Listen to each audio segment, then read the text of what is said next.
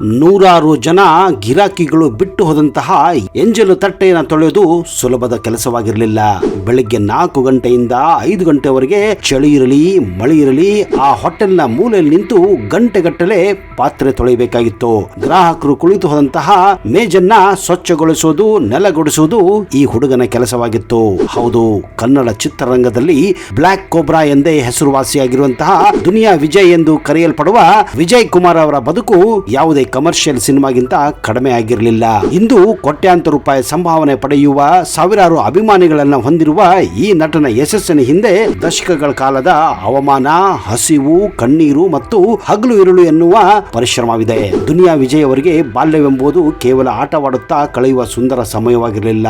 ಅದು ಪ್ರತಿದಿನದ ತುತ್ತಿನ ಚೀಲ ತುಂಬಿಸಿಕೊಳ್ಳಲು ನಡೆಸಬೇಕಾದಂತಹ ಒಂದು ನಿರಂತರ ಹೋರಾಟವಾಗಿತ್ತು. 1974 ಜನವರಿ 20ರಂದು ಬೆಂಗಳೂರು ಗ್ರಾಮಾಂತರ ಜಿಲ್ಲೆಯ ಆನೇಕಲ್ ತಾಲೂಕಿನ ಕುಂಬಾರನಹಳ್ಳಿಯಲ್ಲಿ ರುದ್ರಪ್ಪ ಮತ್ತು ನಾರಾಯಣಮ್ಮ ದಂಪತಿಗಳಿಗೆ ವಿಜಯ್ ಜನಿಸುತ್ತಾರೆ. ಆದರೆ ಇವರಿಗೆ ಚಿಕ್ಕವರಿರುವಾಗ ಆಟಿಕೆಗಳಿಗಿಂತ ಹೆಚ್ಚಾಗಿ ಮನೆಯ ಜವಾಬ್ದಾರಿಗಳೇ ಕೈಗೆ ಬಂದಿದ್ದವು. ಮನೆಯ ಆರ್ಥಿಕ ಪರಿಸ್ಥಿತಿ ಎಷ್ಟು ಹದಗೆಟ್ಟಿತ್ತಂದ್ರೆ ಶಾಲೆಗೆ ಹೋಗಿ ಅಕ್ಷರ ಕಲಿಯುವುದು ಅವರಿಗೊಂದು ಮರೀಚಿಕೆಯಾಗಿ ಹೋಗಿತ್ತು. ಬಡತನವು ಅವರ ಕೈಯಿಂದ ಪುಸ್ತಕವನ್ನ ಕಿತ್ತುಕೊಂಡು ಕೆಲಸದ ಸಲಕರಣೆಗಳನ್ನ ಕೈಗೆ ನೀಡಿತ್ತು. ಓದಬೇಕಾದ ವಯಸ್ಸಿನಲ್ಲಿ ಅವರು ಹಣ ಸಂಪಾದನೆಯ ದಾರಿ ಹುಡುಕಬೇಕಾಗಿತ್ತು. ಇದು ಅವರ ವೈಯಕ್ತಿಕ ಇಚ್ಛೆ ಆಗಿರಲಿಲ್ಲ, ಬದಲಿಗೆ ಅನಿವಾರ್ಯತೆಯಾಗಿತ್ತು. ಕಾರಣ ಬಡತನ. ಯಾವುದೇ ಕೆಲಸ ಸಣ್ಣದಲ್ಲ ಎಂಬ ಸತ್ಯವನ್ನ ಅವರು ಚಿಕ್ಕವರಿರುವಾಗಲೇ ಅಕ್ಷರ ಸಹ ಪಾಲಿಸಿಕೊಂಡಿದ್ದರು. ನಗರದ ಸಣ್ಣ ಹೋಟೆಲ್ನಲ್ಲಿ ಕ್ಲೀನರ್ ಆಗಿ ಸೇರಿದ ವಿಜಯ್ ಬೆಳಗ್ಗೆಯಿಂದ ರಾತ್ರಿಯವರೆಗೆ ದುಡಿತಾನೆ ಇರುತ್ತಿದ್ದರು. ನೂರಾರು ಗ್ರಾಹಕರು ಬಿಟ್ಟು ಹೋದ ಎಂಜಲು ತಟ್ಟೆಯನ್ನ ತೊಳೆಯುವುದು ಸುಲಭದ ಕೆಲಸವಾಗಿರಲಿಲ್ಲ. ಚಳಿ ಇರಲಿ ಮಳೆ ಇರಲಿ ಹೋಟೆಲ್ನ ಮೂಲೆಯಲ್ಲಿ ನಿಂತು ಗಂಟೆಗಟ್ಟಲೆ ಪಾತ್ರೆಗಳನ್ನ ತೊಳೆಯಬೇಕಾಗಿತ್ತು.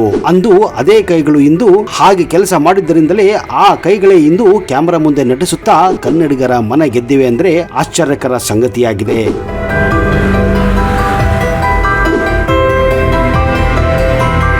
ದಿನವಿಡೀ ದುಡಿದು ಸಿಗುತ್ತಿದ್ದ ಅತ್ಯಲ್ಪ ಹಣವನ್ನ ಅವರು ತಮ್ಮ ವೈಯಕ್ತಿಕ ಮೋಜಿಗೆ ಎಂದೂ ಬಳಸಿರಲಿಲ್ಲ.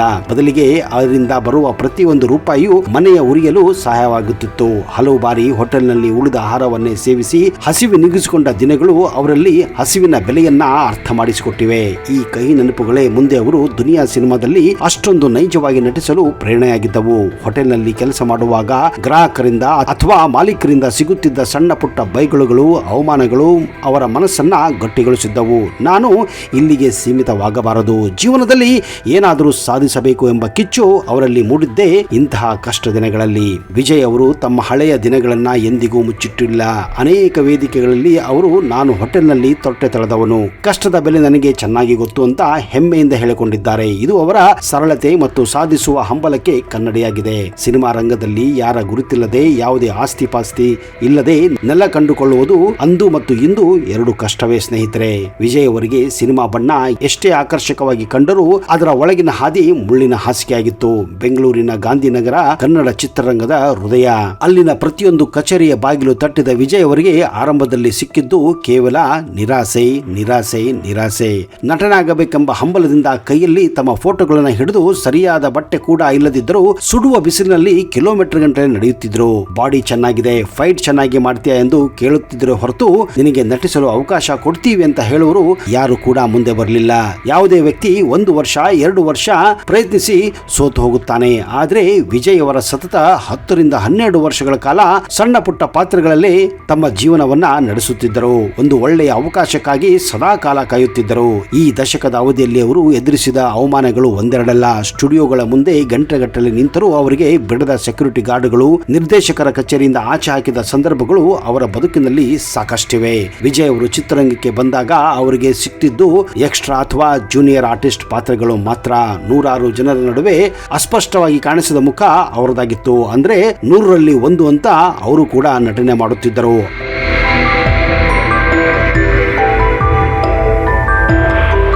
ಅವರ ದೃಢವಾದ ದೇಹವನ್ನ ನೋಡಿ ಕೆಲವು ಸಾಹಸ ನಿರ್ದೇಶಕರು ಅವರನ್ನ ರೌಡಿಗಳ ಗ್ಯಾಂಗ್ ನಲ್ಲಿ ಹಾಕಲು ಪ್ರಾರಂಭಿಸುತ್ತಾರೆ. ಮುಂದೆ ನಾಯಕ ನಟನಿಂದ ನೈಜವಾಗಿ ಏಟು ತಿನ್ನುವುದು, ಮಣ್ಣಿನಲ್ಲಿ ಉರುಳುವುದು ಇದೇ ಅವರ ದಿನಚರಿಯಾಗಿ ಹೋಗಿತ್ತು. ಪ್ರಾಣದ ಹಂಗು ತರೆದು ದೊಡ್ಡ ನಟರಿಗೆ ಡ್ಯೂಪ್ ಆಗಿ ಎತ್ತರದ ಕಟ್ಟಡಗಳಿಂದ ಜಿಗಿದು ಬೈಕ್ ಸ್ಟಂಟ್ ಮಾಡುವುದು ಮುಂದೆ ಇವರ ವೃತ್ತಿಯಾಗುತ್ತದೆ. ಈ ಕೆಲಸಕ್ಕಾಗಿ ಸಿಗುತ್ತಿರುವ ಸಂಭಾವನೆ ಬಹಳ ಕಡಿಮೆ ಕೂಡ ಆಗಿತ್ತು. ಆದರೆ ಸಿನಿಮಾ ಮೇಲಿನ ಪ್ರೀತಿ ಅವರನ್ನ ಅಲ್ಲಿಯೇ ಉಳಿಸಿತ್ತು. ಚಿತ್ರರಂಗದಲ್ಲಿ ಕೆಲಸ ಸಿಕ್ಕ ದಿನ ಊಟ ಸಿಗುತ್ತಿತ್ತು, ಕೆಲಸವಿಲ್ಲದ ದಿನ ಹಸಿವಿನಿಂದ ಕಳೆಯಬೇಕಾಗಿತ್ತು.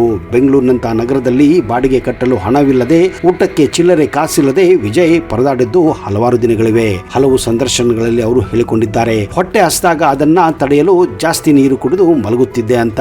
ಹಸಿವು ಅವರ ಕರಳನ್ನ ಕಿತ್ತು ತಿನ್ನುತ್ತಿದ್ದರು. ಮನೆಯವರಿಗೆ ತಮ್ಮ ಕಷ್ಟವನ್ನ ಹೇಳಿಕೊಳ್ಳದೆ ಒಳಗೆ ನೊಂದುಕೊಳ್ಳುತ್ತಿದ್ದರು. ನೋಡೋಕೆ ಇವನು ಹೀಗಿದ್ದಾನೆ, ಇವನ್ಯಾರೋ ಹೀರೋ ಆಗೋನು ಅಂತ ಹೀಯಾಳಿಸಿದ ಮಾತುಗಳು ಅವರನ್ನ ಈಗಲೂ ಕೆರಳಿಸುತ್ತವೆ. ಶೂಟಿಂಗ್ ಸೆಟ್ಗಳಲ್ಲಿ ಅವರಿಗೆ ನೀಡುತ್ತಿದ್ದ ಗೌರವ ತೀರಾ ಕಡಿಮೆ ಆಗಿತ್ತು. ದೊಡ್ಡ ನಟರಿಗೆ ಸೌಲಭ್ಯಗಳು ಬಿಡಿ, ಕನಿಷ್ಠ ಕುಡಿಯುವ ನೀರಿಗೂ ಅವರಿಗೆ ಪರದಾಡಬೇಕಾದಂತಹ ಪರಿಸ್ಥಿತಿ ಇತ್ತು. ಈ ಪ್ರತಿಯೊಂದು ಅವಮಾನಗಳು ಅವರಲ್ಲಿ ನಾನು ಒಂದು ದಿನ ಸಾಧಿಸಿ ತೋರಿಸಲೇಬೇಕೆಂಬ ಹಠವನ್ನ ಬೆಳೆಸಿತ್ತು. ವಿಜಯ್ ಅವರಿಗೆ ದೈಹಿಕ ಕಸರತ್ತಿನ ಮೇಲೆ ಅಪಾರ ಆಸಕ್ತಿ ಇತ್ತು. ಎಷ್ಟೇ ಬಡತನವಿದ್ದರೂ ತಮ್ಮ ದೇಹವನ್ನ ಸುದೃಢವಾಗಿ ಇಟ್ಟುಕೊಳ್ಳಲು ಯಾವಾಗಲೂ ಪ್ರಯತ್ನ ಮಾಡುತ್ತಿದ್ದರು. ಇದೇ ಕಾರಣಕ್ಕೆ ಅವರು ಕನ್ನಡ ಚಿತ್ರರಂಗದಲ್ಲಿ ಮೊದಲು ಗುರುತಿಸಿಕೊಂಡಿದ್ದು ಡ್ಯೂಪ್ ಅಥವಾ ಸಾಹಸ ಕಲಾವಿದನಾಗಿ. ದೊಡ್ಡ ನಟರಿಗೆ ಸಾಹಸ ದೃಶ್ಯದಲ್ಲಿ ಬದಲಿಯಾಗಿ ಅಂದ್ರೆ ಡ್ಯೂಪ್ ಆಗಿ ನಟಿಸ್ತಾ ಇದ್ರು. ಜೀವನದ ಹಂಗು ತೊರೆದು ಸ್ಟಂಟ್ ಗಳನ್ನ ಮಾಡುತ್ತಾ ಇದ್ದರು.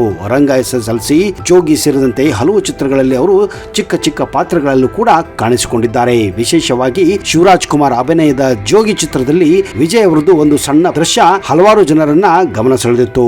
ವಿಜಯ್ ಅವರ ಜೀವನದ ದಿಕ್ಕನ್ನೇ ಬದಲಾಯಿಸಿದ ಸಿನಿಮಾ ಅಂದ್ರೆ ಅದು ದುನಿಯಾ ಸ್ನೇಹಿತರೆ. ನಿರ್ದೇಶಕ ಸೂರಿ ಅವರು ವಿಜಯ್ ಅವರಲ್ಲಿದ್ದ ಪ್ರತಿಭೆ ಮತ್ತು ಅವರ ಕಷ್ಟದ ಬದುಕನ್ನ ಕಂಡು ಅವರಿಗೆ ನಾಯಕ ನಟನಾಗಿ ಅವಕಾಶ ಕೊಡುತ್ತಾರೆ.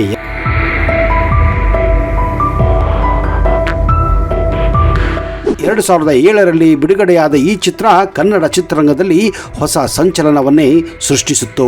ಈ ಚಿತ್ರದಲ್ಲಿನ ಶಿವ ಎಂಬ ಪಾತ್ರ ಪ್ರತಿಯೊಬ್ಬ ಕನ್ನಡಿಗನ ಮನೆ ಮಾತಾಗಿ ಹೋಗಿತ್ತು.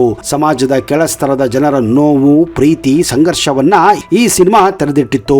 ಈ ಚಿತ್ರದ ಯಶಸ್ಸಿನ ನಂತರ ವಿಜಯ್ ಅವರು ಅಧಿಕೃತವಾಗಿ ದುನಿಯಾ ವಿಜಯ್ ಎಂದು ಕರೆಸಿಕೊಳ್ಳಲು ಪ್ರಾರಂಭಿಸುತ್ತಾರೆ. ಈ ಚಿತ್ರಕ್ಕಾಗಿ ಅವರು ಅತ್ಯುತ್ತಮ ನಟ ರಾಜ್ಯ ಪ್ರಶಸ್ತಿಯನ್ನು ಕೂಡ ಪಡೆದಿದ್ದರು. ದುನಿಯಾ ನಂತರ ವಿಜಯ್ ಅವರು ಸತತವಾಗಿ ಹಲವು ಹಿಟ್ಗಳನ್ನ ನೀಡಿದ್ದರು. ಅದರಲ್ಲಿ ಜಂಗ್ಲಿ, ಜಾನಿ ಮೇರಾ ನಾಮ್ ಚಿತ್ರಗಳು ಅವರನ್ನ ಸ್ಟಾರ್ ನಟನಾಗಿ ರೂಪಿಸಿದ್ದವು. ಅವರ ವಿಶೇಷ ಮ್ಯಾನರಿಸಂ ಮತ್ತು ಗುಡ್ ಲುಕ್ ಅಭಿಮಾನಿಗಳಿಗೆ ಇಷ್ಟವಾಗಿತ್ತು. ಆದರೆ ಯಶಸ್ಸಿನ ಹಾದಿ ಅಷ್ಟು ಸುಲಭವಾಗಿರಲಿಲ್ಲ. ವೃತ್ತಿ ಜೀವನದಲ್ಲಿ ಕೆಲವು ಏರಿಳಿತಗಳು ಎದುರಾದವು. ಸಾಲು ಸಾಲು ಸೋಲುಗಳು ಮತ್ತು ವೈಯಕ್ತಿಕ ಜೀವನದ ವಿವಾದಗಳು ಅವರನ್ನ ಕಾಡಿದ್ದವು. ಆದರೂ ಕುಗ್ಗದ ವಿಜಯ್ ತಮ್ಮ ಶ್ರಮವನ್ನ ಮುಂದುವರಿಸಿದ್ದರು. ವಿಜಯ್ ಅವರಿಗೆ ತಮ್ಮ ತಂದೆ ರುದ್ರಪ್ಪ ಮತ್ತು ತಾಯಿ ನಾರಾಯಣಮ್ಮ ಅಂದ್ರೆ ಪ್ರಾಣ. ಬಡತನ ದಿನಗಳಲ್ಲಿ ತಾಯಿ ಪಟ್ಟ ಕಷ್ಟವನ್ನ ಅವರು ಮರೆತಿಲ್ಲ. ತಾಯಿಯ ಸಾವಿನ ಸಂದರ್ಭದಲ್ಲಿ ವಿಜಯ್ ಅವರು ತೀವ್ರವಾಗಿ ನೊಂದಿದ್ದರು. ತಾಯಿಯ ಆಸೆಯಂತೆ ಅವರು ತಮ್ಮ ಹಳ್ಳಿಯಲ್ಲಿ ದೇವಸ್ಥಾನ ಕಟ್ಟಿಸುವುದು ಮತ್ತು ಸಮಾಜ ಸೇವೆಯಲ್ಲಿ ತೊಡಗಿಸಿಕೊಳ್ಳುವುದು ಮುಂದುವರೆಸಿದ್ದಾರೆ. ತಾಯಿಯ ಮೇಲಿನ ಪ್ರೀತಿಯಿಂದಲೇ ಅವರು ತಮ್ಮ ಮನೆಯನ್ನ ನಾರಾಯಣಮ್ಮ ನಿಲ ಎಂದು ಕೂಡ ಹೆಸರಿಸಿದ್ದಾರೆ. ದುನಿಯಾ ವಿಜಯ್ ಅವರು ಚಿತ್ರರಂಗದಲ್ಲಿ ನೆಲೆ ಕಂಡುಕೊಳ್ಳುವ ಮುನ್ನವೇ ಅಂದ್ರೆ 1999ರಲ್ಲಿ ನಾಗರತ್ನ ಅವರನ್ನ ವಿವಾಹ ಆಗ್ತಾರೆ. ವಿಜಯ್ ಅವರು ಸಣ್ಣ ಪುಟ್ಟ ಪಾತ್ರಗಳನ್ನು ಮಾಡುತ್ತಾ ಸಂಘರ್ಷ ನಡೆಸುತ್ತಿದ್ದ ಕಾಲದಲ್ಲಿ ನಾಗರತ್ನ ಅವರು ಅವರಿಗೆ ಬೆನ್ನೆಲುಬಾಗಿ ನಿಂತಿದ್ದರು. ಈ ದಂಪತಿಗಳಿಗೆ ಮೋನಿಕಾ, ಅಚಲ್ ಮತ್ತು ಸಾಮ್ರಾಟ್ ಎಂಬ 3 ಮಕ್ಕಳಿದ್ದಾರೆ. ಆದರೆ ಕಾಲಕ್ರಮೇಣ ದಂಪತಿಗಳ ನಡುವಿನ ಭಿನ್ನಾಭಿಪ್ರಾಯ ಮೂಡಿ ಅದು ಕಾನೂನು ಹೋರಾಟ ಮತ್ತು ಸಾರ್ವಜನಿಕವಾಗಿ ಚರ್ಚೆಯಾಗುವಂತಹ ವಿವಾದಗಳಿಗೂ ಕೂಡ ಕಾರಣವಾಗಿತ್ತು. ವಿಜಯ್ ಅವರ ಜೀವನದಲ್ಲಿ ಮತ್ತೊಂದು ತಿರುವು ಬಂದಿದ್ದು ಕೀರ್ತಿ ಪಟ್ಟಾಭಿರಾಮ್ ಅವರ ಪ್ರವೇಶದೊಂದಿಗೆ. ವಿಜಯ್ ಮತ್ತು ಕೀರ್ತಿ ಅವರ ಸಂಬಂಧವು ಮಾಧ್ಯಮದಲ್ಲಿ ದೊಡ್ಡ ಮಟ್ಟಿಗೆ ಸುದ್ದಿಯಾಗಿತ್ತು. ನಂತರ ಇಬ್ಬರ ನಡುವೆ ಪ್ರೀತಿ ಉಂಟಾಗಿ ವಿವಾಹ ಕೂಡ ಆಗುತ್ತಾರೆ. ಹಲವು ವಿವಾದಗಳು ಮತ್ತು ವೈಯಕ್ತಿಕ ಸಮಸ್ಯೆಗಳ ನಂತರ ವಿಜಯ್ ಅವರು ಸಂಪೂರ್ಣವಾಗಿ ಬದಲಾಗಿದ್ದರು. ಅನಗತ್ಯ ವಿವಾದಗಳಿಂದ ದೂರವಿದ್ದು ತಮ್ಮ ದೇಹದಾರ್ಢ್ಯ ಅಂದ್ರೆ ಫಿಟ್ನೆಸ್ ಮತ್ತು ಸಿನಿಮಾದತ್ತ ಗಮನ ಹರಿಸುತ್ತಾರೆ.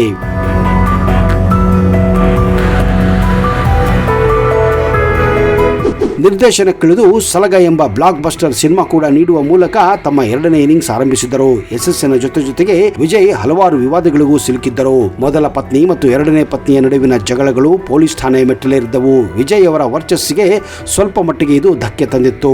ಜಿಮ್ ಟ್ರೈನರ್ ಮೇಲಿನ ಹಲ್ಲೆ ಪ್ರಕರಣ ಸೇರಿದಂತೆ ಕೆಲವು ಕಾನೂನು ಸಮಸ್ಯೆಗಳಿಂದಾಗಿ ಅವರು ಜೈಲು ವಾಸವನ್ನ ಕೂಡ ಅನುಭವಿಸಬೇಕಾಗುತ್ತದೆ. ಮಾಸ್ತಿಗುಡಿ ಸಿನಿಮಾ ಚಿತ್ರೀಕರಣ ವೇಳೆ ತಿಪ್ಪಗೊಂಡನ ಕೆರೆ ಹಳ್ಳಿಯಲ್ಲಿ ಇಬ್ಬರು ಸಹ ನಟರು ಅಂದ್ರೆ ಉದಯ್ ಮತ್ತು ಅನಿಲ್ ಮೃತಪಟ್ಟ ಘಟನೆ ವಿಜಯ್ ಅವರ ಜೀವನದ ಅತ್ಯಂತ ಕರಾಳ ದಿನವಾಗಿತ್ತು. ಈ ಘಟನೆ ಅವರ ಮನಸ್ಸಿನ ಮೇಲೆ ಆಳವಾದ ಪ್ರಭಾವ ಬೀರಿದ್ದಲ್ಲೇ ಅವರನ್ನ ಮಾನಸಿಕವಾಗಿ ಕುಗ್ಗಿಸಿತ್ತು. ವಿಜಯ್ ಅವರ ವೈಯಕ್ತಿಕ ಜೀವನವು ತಪ್ಪುಗಳು, ಪಶ್ಚಾತ್ತಾಪ ಮತ್ತು ಪುಟದೇಳುವ ವ್ಯಕ್ತಿತ್ವಗಳ ಸಂಗಮವಾಗಿದೆ. ಕಡು ಬಡತನದಿಂದ ಸ್ಟಾರ್ ವರೆಗೆ, ಜೈಲುವಾಸದಿಂದ ಹಿಡಿದು ಯಶಸ್ವಿ ನಿರ್ದೇಶಕನಾಗಿರುವವರೆಗೆ ಅವರ ಜೀವನದ ಪ್ರತಿ ಹಂತವು ಅವರಿಗೆ ಹೊಸ ಹೊಸ ಪಾಠಗಳನ್ನ ಕಲಿಸಿದೆ. ಸ್ನೇಹಿತರೆ, ನೀವೇನಾದರೂ ವಿಜಯ್ ಅವರ ಅಭಿಮಾನಿಯಾಗಿದ್ದರೆ ನಿಮ್ಮ ಅನುಭವವನ್ನ, ನಿಮ್ಮ ಅನಿಸಿಕೆಯನ್ನ ದಯವಿಟ್ಟು ಕಮೆಂಟ್ ಬಾಕ್ಸ್ ಅಲ್ಲಿ ಹಾಕಿ.